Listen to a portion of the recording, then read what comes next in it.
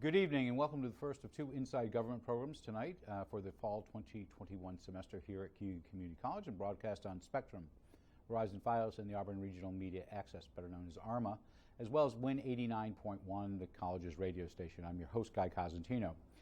Now that we have finished with our forums for Campaign 2021, and it is about 7 o'clock, so you have about 2 hours to go if this is Tuesday night to go vote, but you can do that after the next two shows. We will return for the next 2 weeks with our regular program for Inside Government Beyond the Front Page for the remainder of the fall 2021 semester. Tonight we've invited Auburn Superintendent of Schools, Jeff PIROZZOLO. I think the winner right now of the most guest appearances, the second Jeff who will be in the second show will be runner-up, to give us an update on the Auburn School District as it returned back to full-time instruction in September. The last 2 months have been busy for the district, including trying to finish off some capital projects at each of the district's 5 elementary schools, dealing with the Delta variant and what may be a mandate from Albany to have all students vaccinated, as well as closing out the discussion on the renaming of Auburn High School, and of course last week seeing a recent school board member resign. Welcome back. Well, thank you for having me. It's awful late, though. It is. You usually I'm in earlier. We do, but we had a lot of candidates this year. We did a lot of forums. I thought you forgot about me, so I'm glad to be back on. And we'll have you back in February 1st on. So, welcome back. How's you're a little over 2 months into the school year academically, as well as you've had staff back just before Labor Day. How's it going? It's another roller coaster of a year.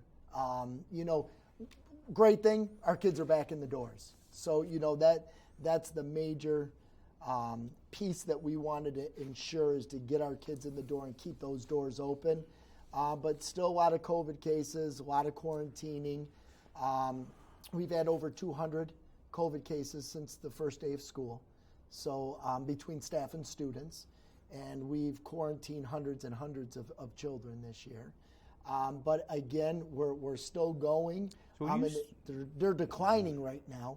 This week and last week, we've seen a decline in numbers, which we're very thankful for. Yeah, but you had Halloween 48 hours ago, and that you would expect a spike with Halloween. There's going to be a little bit of a spike. Thank goodness, though, we were outside. Right, it was a nice night. The kids were outside, so I think that's going to be helpful. Again, we got Thanksgiving and the holiday season's coming. So, but you don't think you'd go to full lockdown again? No. I think for this year the worst is over. I'm really hopeful of that. So speaking of numbers, so you every Friday night you send out a note to parents. I'm assuming it's to all parents, giving them by school how many faculty or staff. And how many children. So at 200 cases, are you closing full classrooms at any time? Yeah, we've got a couple of elementary classrooms that are closed right now. Again, the reasoning is our staff is really good. We know that our students have to be at least 3 feet or greater away from each other so that we don't have to quarantine them. So we try to set up our classrooms that way. But for adults, it's 6 feet. So, some of our elementary classrooms, it's impossible for our teachers to stay that far away. And you're rolling out Chromebooks right now, and you're going to try to get everybody before the holidays to have a Chromebook in case you do have to do remote classrooms, not schools, but classrooms, correct? Correct. And it's easier if kids have to quarantine if they're already assigned their Chromebook so that they have that home with them. So we've already deployed, we started at the high school, 9 through 12 is done. We've done 7th and 8th grade, and this week we did 6th grade and 5th grade. Okay. And then we're going to be looking at rolling out to 4th grade as well. I know 200 is 199 too many cases, but are you surprised with what occurred in the late summer with the Delta variant, and also that we don't have 5 to 12-year-olds vaccinated, the numbers aren't even higher? I am and I'm not, because other school districts around us have very low numbers of COVID cases compared to what we have. So why are yours higher? More children, more staff, more community, more involvement, more activities. I think there could it be spacing as well, because many have been able to spread out into other properties they may have discontinued. Most likely right now the district continues to kick itself that doesn't have West Middle. Correct, yes. Right. And that would be very helpful right now because we could have spread our elementary schools out more. Well, you would have been back to school earlier. Correct. Yeah, that's true. Last year we would have been in school earlier. But I do think that, yes, there's more space in other buildings throughout our county and lower numbers. So, when you have higher numbers and smaller spaces, those are going to happen. So we're asking all the government officials, what's your staff, what's your vaccination rate among your staff? We're 91% with our staff for vaccination rate. Every Wednesday, we do mandatory testing for those that aren't vaccinated. So how do those who are not vaccinated qualify as not vaccinated? Religious exemption, health issues, or they just chose not to get vaccinated? We never asked. We didn't. It's not mandated. It's not mandated. We are not mandated to be fully vaccinated in schools. So I'm going to come back to wrap around that when we talk about right now the FDA. So obviously CDC and FDA are looking that maybe as early as next week, millions of children 5 to 12 could be vaccinated. First of all, if that occurs, and it does look like it's going to occur, will the district go back to those systems? I just remember as a kid where you just got your polio and your measles and whatever the sugar tablet was. I remember in Genesee Elementary School. Fluoride. Yeah, well, it wasn't fluoride back then. That's a whole different issue. And we're not going to get into that one today. But do you see the district doing the shots, or vaccine shots, or do you think it's still going to be, whether it's the state fairgrounds or Wegmans or Rite Aid or Walgreens, will the district be administering shots? Are you prepared for that? Yeah, so I actually just left a meeting with East Hill Medical, and we are going to set up, and again, this will be optional for parents. If parents choose to have their children vaccinated, we want to be able to open it up at every school building in our district to make it easier for parents to be able to do that. And will you allow parents to come in with their children? Yes, absolutely. We'll do it after school hours. So we would do it, like right around 3:15, 3:30. So you're likely not going to mandate it as a Board of Education, correct? No. We again. But there's a new sheriff in town in Albany, and she, as the governor, might. If the district isn't going to do it, are you prepared for the governor to come down? Because it does sound like she might go that direction. Again, it's going to be her call. It will not be, Jeff PIROZZOLO or the Board of Education. We will not be mandating anything. But you could see, she didn't mandate 13 and up, but 5 to 12 is a big spread here, and she might even go 5 to, if you're in high school, elementary, middle school, or high school, she might go that direction, right? And well, we deal with it now because shots are mandated, immunizations are mandated for measles, polio, those type of things for students to be in school. And there used to be religious exemptions, but I believe it was maybe 5 years ago. Well, I know you were on the show 2 or 3 years ago where you were the police officer, for lack of a better term. We were talking about just basic vaccinations. Correct. This is all pre-COVID. Correct. So it's deja vu all over Correct. again. It is. On this. Viewer question, if a student gets vaccinated and comes into contact with a fellow student, I'm asking this of Kathleen Cuddy in 2 days, who tests positive, does the vaccinated student have to be quarantined? No. Okay, so they will still be allowed in school. That's been happening all year long. Sports teams, all of our high school. Now, if we're talking elementary, the rules haven't come out for elementary, but junior high and high school students, if you come in contact with a contagious, a COVID positive other student, the only way you would have to quarantine is if you have symptoms. So right now, if an elementary school child has COVID and is sitting next to a child who does not have COVID, the child who's not got COVID is taking the day off. Taking the day off as well. It's going to be 10 days. And so that goes to the rapid test. I know you were at the Wednesday morning roundtable last month, 2 months ago now that we're in November. Are you providing some COVID testing now for students? So, no. Well, we do testing on Wednesdays. Okay. So any student that would like to be tested, Wednesdays at the high school, right in the SAC outside the gymnasium, any student that wants to be tested can come in on Wednesdays. That's asymptomatic testing, though. So is that instant results? Yes, 15 minutes. Oh, it is? Okay. Yes. So if you get that test, you don't have to skip school the next day? No, the Binex is asymptomatic. You cannot test out of quarantine. So if you're quarantined, and again, the school district, we make the phone calls for quarantine, but the quarantine actually comes from the guidelines from the health department. Health department tells us what the parameters and guidelines are. We follow those. Once we call those students and put them into quarantine according to the guidance of the health department will follow up with those families as well. And they're not let back in? They cannot test out with a negative COVID test. We are asking for that to happen, and I know that Kathleen is working on that. She met with superintendents last week. I don't think they're at that point right now, but they're looking at a test out like after 7 days.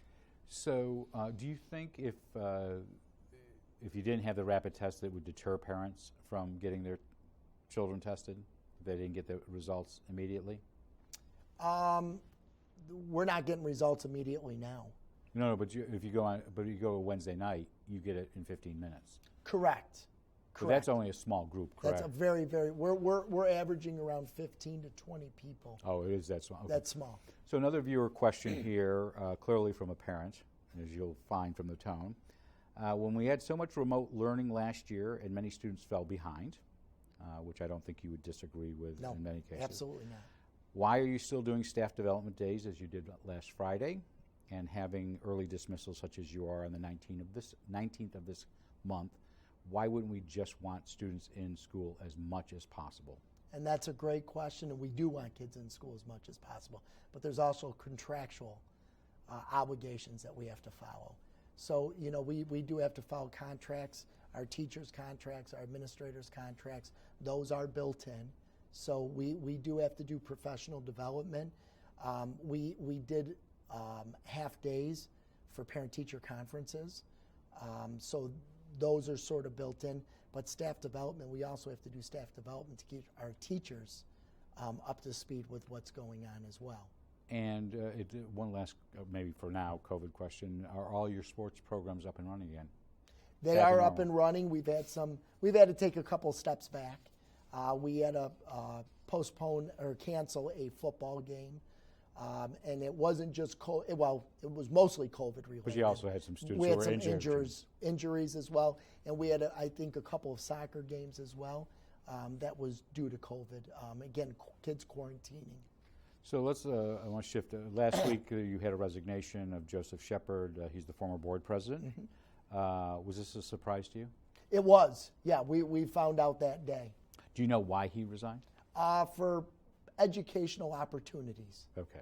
So he's working in another district right now, correct? He's in Union Springs, yes. So the board can usually fill a vacancy by I think I'm counting 4 ways. Correct me if I'm wrong. You can call a special election. You can interview candidates, pick somebody from there. You can choose from the last runner-up in the most recent election, or you can leave the position vacant till next May. Correct. Those are the 4. Or they could just flat out pick somebody if they wanted to. Okay. So there is, first of all, my question is this. This happens quite often. Mm-hmm. Why is there no set procedure so that if somebody resigns between now and September 1st, you do X? If it's September 1st to February 1st, it's Y. And if it's after that, it's Z, which is most likely not fill the vacancy. Correct. This isn't something that occurs in this district on a rarity. This happens almost every cycle. I would say every 2 years this happens. Yeah, and it does. It's because people live lives, right? And things change. But, right. So why not have a procedure? I absolutely agree. They should have procedures. I believe the last time that we had a board member that stepped off, I believe they all ran uncontested. So we didn't have a list to go to. Right. So this year, am I correct on this? The runner-up, the 4th runner-up last time is former legislative chair Pat Mahunik. Correct. By 6 votes. Yeah, something like that. And yeah. 6 votes to the next person. Correct. And then 1 vote. Yeah, it was very, very close. So what do you think this current Board of Education is going to do? And I ask this on the context, not secret. You only had to look at July. you had a split board when it came to appointing Mr. Phillips as your board president. You had to wait for a board member to show up at a board meeting because it was 4-4. So that tells me that it's not the most solid. It may be a cohesive group, but there are splits or fissures in there. So who comes on, who comes off, changes things. What's this board looking to do at this stage? So we didn't even have a discussion. I think some of the board was caught off guard at the last board meeting. So I do believe at the next board meeting they're going to have discussion. Are you going to make a recommendation? Yeah, if they ask me, I do have my recommendation. Okay, I'll ask you. What's your recommendation? Well, and again, you know, I always go out, Guy. I always say we do what the community wants. You know, I think it's important that we continue to listen to the community, you know, whether it's budgetary or new programming. We want a lot of community input. Again, I think there's two ways of looking at it. You look at a special election so that the community gets their input, or again, you can look back at last year's result because it just happened last May. And the controversy over a special election has always been cost in the past. Correct. That is not an issue, and we'll get to that. You have funds available. It's not the cost. It's the time, It's the time. and the work that's involved in it. So let's deal with two other items that have come up. Let's deal with last week as well. So the board voted last week to stop the process of looking at renaming Auburn High School after whether it's Harry Tubman or somebody else. Did they need to take a formal vote? You know what, again, I think it was because the board was listening to the community and the community was still asking the questions. Where are we with this process? No, I don't think they had to do that. But this was to bring it to closure. I think it was just to bring it to closure. So there was a poll done. This was not a Quinnipiac poll. It was not a scientific poll.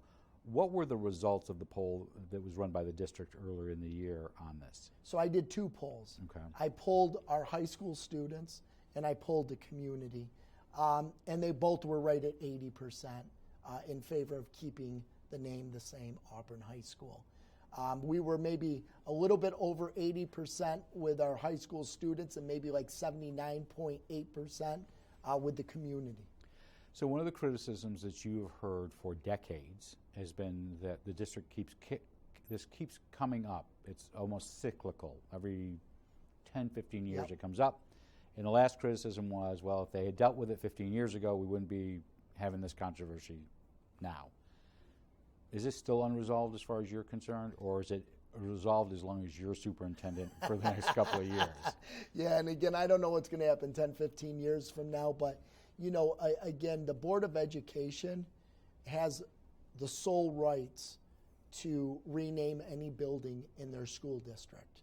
And really, that power and authority is to the Board of Education. So this could come up next year, it could come up 15 years from now. It could get brought up any time. I don't think there's ever a way to completely close the issue. Well, it is if you rename something, and then that takes it off the table. Well, yes. You'd never rename Seward School. No, I wouldn't touch it. No. Yeah, no, right. No, but it's tough to. Some schools are named because Casey is because there's a deed restriction on the gift from the family. So that's off the table. Correct, it is. But you could change a Wasco. You could. Correct. Okay. So speaking of all those elementary schools I just mentioned, you had hoped to be done this summer with a lot of projects at I think all 5 elementary schools. They didn't get done on time, and I know staff couldn't get into Genesee until after Labor Day, which was not the plan. Why? Two main reasons. One is workforce.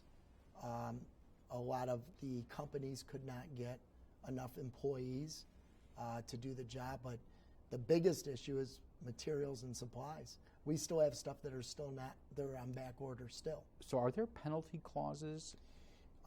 When it comes to things that are unforeseen, like a pandemic, that's not covered under the clauses. Okay. A lot of times... Nor insurance, I'm assuming. Correct. We knew that there was going to be some items that were going to take until December to finish, like the frontages of some of our buildings, but we didn't know the impact was going to be with piping and heating and microchips. Those type of things are really what's put us behind. So what's yet to be finished? Go through all the schools right now in whatever order you want to go. So it's pretty much universal, Okay. because the parts that we're having trouble to get in one building is parts that we're having trouble in all of our buildings. Owasco and Herman are way further ahead than Casey Park and Genesee are. Genesee and Casey Park had a tremendous amount of work done. Well, I was going to ask, in the case of Genesee, I drove by, and I know it was a half day on Thursday. So Thursday night, I happened to be driving in that neighborhood, and about 8:45 in the evening, and I looked up to what would have been my old second grade classroom, and I saw a guy in the window doing construction work. He had a vest on and all that. Are you paying people extra hours, or are these firms paying extra hours to get this stuff done? I just thought it was odd that late at night having somebody doing. I did not call 911 because I didn't think he was not supposed to be in the classroom. That was built into the plan. We do second shift work. Okay. Once kids come back to school, everything gets shifted to second shift work. But we actually do have groups doing first shift work too that's not interfering with the academics or safety of children. So originally the plan was that you were hopefully going to have everybody out of the buildings construction-wise by Thanksgiving. Yes. Is that still the plan? No, absolutely not. Yeah, no, that's not. When do you happen. think these things will be finished? We were planning on the frontage of Owasco and Genesee to be done around the second week in December. We may be going into January. So, again, it really depends on when we can get some of those supplies and materials. We do know this, I can tell you, as far as the chillers, the new chillers going on top of the elementary schools, that won't be done until springtime. Everything will be run, everything will be there. And most of this is all air quality and hardening of safety issues. Correct, correct. So once these are done, is that finish off everything from the bond from a couple of years ago that was in the plan? Or do you still have more? No, this is really the first major phase of that. Next year is supposed to be the high school. That is going to probably be a 2-year process. We're changing every... COVID or not. COVID or not, yeah. Okay. We're going to be changing out every branching pipe that goes from the main pipes to all the univents that goes throughout the whole school. They're completely rusting and breaking. We've had a couple break last week. So that's going to be a very involved project that will be spaced out probably over a 2-year period. We also have Auburn Junior High to do and Seward Elementary to do. So if your viewers question, I don't know how much they view as much as they saw a tree come down at their elementary school. So these are 3 9-year-olds. I won't say anything because I don't want Mr. Gorney looking out for them. Dr. Gorney will say, why are you asking him questions? So what happened to the large tree that on Thursday and Friday, while school was out, came down? Oh, I didn't. So just so you know, we are working with Dr. Walter Aikman. He's an arborist? Yes, correct. He is doing a strategic plan for the school district. He has been going through and showing us which trees are damaged. We've had quite a few at Herman that were not in great shape that have been removed. And pretty much what we're doing is following this strategic plan over the course of the next 10 years. But we are going to be replanting new trees, local trees, into all of our school buildings. We've already done this work at Owasco. We've replaced some trees, and we've already planted probably 6 or 7 new ones there. We're doing Herman next, and we're going to be continuing to go through the district. All right. Well, Charlie, Seth, and Sam will be happy to hear that answer. Stay away from Mr. Gorney. So I want to talk about money, because you'll be coming back in February, most likely after the governor releases her first budget. But let's talk about foundation aid, because I think lost in all this COVID, lost in all of this money from Washington and Albany to deal with COVID, it sounds like you have had a resolution of the foundation aid issue for Auburn. Am I correct on this? Do I have a resolution? No, has it been resolved? No, it hasn't been resolved anywhere in New York State. Okay, so the money that you're getting right now that's coming to the district is federal and state aid to deal with only COVID related aid? No, we did get an increase in foundation aid for this Okay. year. Yeah, I'm sorry. Okay. But also, if you recall, the state came out, the governor's office, New York State Education Department said, within the next 2 years, every school district is going to be fully funded in foundation aid. So my question is two parts. A, do you believe that? No, I absolutely not. Okay. Yeah. No. I mean, you're talking over $2 billion. And we're, But next year's an election year, and it's also a redistricting year where everybody wants to pump as much money from Albany to localities. right. So it will clearly be indicated on the second or third week of January with what Governor Hochul puts out. Correct. So what is the education department telling superintendents? There's 700 of you. They're not saying anything right now. Okay. As of right now, we're not hearing anything. But again, to me, where does the state come up with an extra $2 billion to fully fund all school districts in New York State? Sometimes what happens is when they promise something like that, something else will hit, like we've got a new aid formula we want to look at. I think there's ways that they can wiggle through that. We were fortunate enough to have an advocacy committee grouping at Genesee Elementary School. We had Senator Mannion and Senator Helming came, and our assemblyman was there as well. And what we did is we worked with Dr. Rick Timms, who's our consultant, and we picked out certain parts of the formula that if they just tweak certain parts of the formula could help not only Auburn but a lot of small city school districts.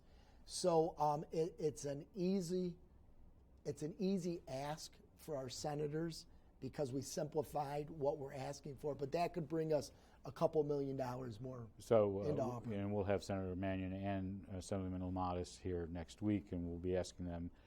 So there's no permanent fix right now. There is not. So the other issue that is out there is you do have this federal aid coming in. First of all, how much is it? It's around $13 million over the course of almost 4 years. So a couple of questions that you've gotten on this, and I know this came up at the Wednesday morning roundtable as well. Where's that money going, first of all? What are you using it for? We used it for air purifiers throughout the whole district. We have 2 air purifiers in every classroom. We have some bigger units in the auditorium and gymnasiums, cafeterias, about $450,000. We've added summer schools for the next 3 years, and we've incorporated that into the money for learning loss. We also hired about $2.5 million worth of new staff, whether it's teachers and teaching assistants, about $2.5 million. So over the course of 3 years, that's going to be, around $8 million of the $13 million. So most of it is on staff. So let's go back to the staff because that's a viewer question. You put all this new staff in. If you don't get the foundation aid issue resolved, you don't have money to pay these individuals. And that's a great question. And that is a conversation that I continue to have with our Board of Education. So, yes, this money that we got could be temporary. What I'm trying to do is build it in so that we can continue. Our fund balance, our fund balance is way over right now. We have enough money right now in our fund balance to be able to, we'll have 3 years with this staff, plus probably another 2 years. So this staff could be around for 5 years. Hopefully the foundation aid formula will be fixed within the 5 years to be able to maintain. So the reason I asked this and follow up on the viewer question is that when we had forums here in this studio, we asked county people, city, they're talking about only capital projects, things that don't have a recurring cost. That does not sound like what the district is doing. We couldn't afford it because our children have the impact on them, and we need to help get them up to grade level. We've really got to address the learning loss. You can't address learning loss with putting better ventilation in a building. So we need more supports. Are you optimistic what you'll see from the budget from the governor in I'm hoping that we're going to start seeing some increasing. The Masto case, which is a lawsuit. I was going to say some of these have not been resolved, but some of them have been resolved? Yes. So not in the state's favor? No, in the school district's favor. So I think that's going to put a lot of pressure on the government and the governor's office to really take a look at small city school districts because we are all being underfunded. So I think that's going to help us in our case. So, if we don't see a huge impact this year, I think by next year we will see a bigger increase in foundation aid. So we're going to have you back in the spring. I'm not going to ask you to give an A, B, or C, or D grade to her budget, but we would love to have you back in February to talk about where you are with the budget, and hopefully you will not have many more COVID cases, and you'll know where you are on vaccinations. That's right. Hopefully we'll be fully open and running as normal. That's what we're hoping for. Delighted to have you back in the studio. Thank you. Now that the forums are over. Our guest has been Auburn Superintendent of Schools, Jeff PIROZZOLO, and like I said, we will have him back on as one of our first guests in the new year when we return for the spring semester. We'll be back in just a moment with our second of the two Jeffs. This one would be City Manager Jeff Dygert, who will give us a city update on such things as the new public safety building that was opened up on Thursday, or at least had a ribbon cutting on Thursday, the transfer station that has been created, and where the city is financially. This Thursday, we will have a Beyond the Front Page featuring Cuyahoga County United Way's new Executive Director, Catherine Dennis. She'll talk about her new position, as well as the United Way's 2021 annual campaign that is now underway. And that will be followed by an Inside Government, as we mentioned. Cuyahoga County Public Health Director Kathleen Cuddy will be in the studio to talk about COVID numbers, the response from the county to COVID, as well as the upcoming flu season, because we want to make sure you're aware. That is always a worry. Next Tuesday, we'll have Auburn Mayor Michael D. Quill, and then Cuyahoga County Legislative Chair Aileen McNabb-Coleman to give us a city update and a county update, respectively. And then next week, we do finish off with Senator Mannion and Senatorman Lamatis, who will be in here for Albany updates on Veterans Day, which is our last show of the semester. It is now about 7:30 on Tuesday evening. If you have not gone to the polls, you can stick around for the next show with Jeff Dygert. But you have about an hour and a half to go to the polls. If you have not voted, go to the polls and go vote. Before we go, though, we would like to let you know that you can send us your questions and thoughts for future guests to Inside Government or Beyond the Front Page. You can send them to cozguytho@aol.com. I'm Guy Cosentino for Cuyahoga Community College. We want to thank you for watching. We hope you have a good evening, a great day tomorrow. Come back and join us on Thursday for 2 new shows, and more importantly, be safe and be well.